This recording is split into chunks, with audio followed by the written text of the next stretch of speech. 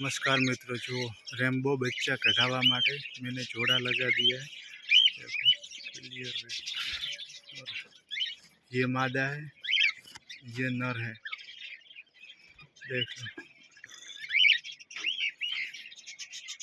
उसके बच्चे कैसे आएंगे मैं आगे वीडियो में बताऊंगा।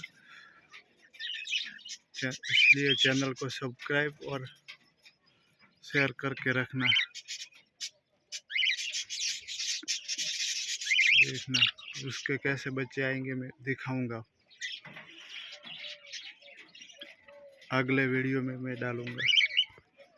देख लो सारी कॉलोनी है बजी की, अच्छे अच्छे कलर निकल रहे हैं। छोटे छोटे बच्चे चल रही है।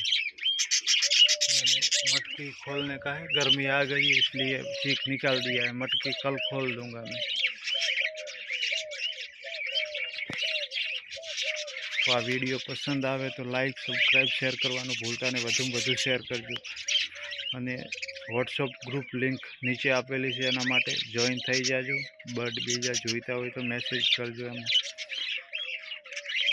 बर्ड डॉग बधुं मळी जशे। एम मैसेज करवानुं व्हाट्सएप ग्रुप में एटी पेट शॉप लाखनी दिशा में। बनासकांठा में जे मित्रों होय तेने आ ग्रुप में जॉइन थवा माटे विनंती। लिंक आपी दूँ छुं।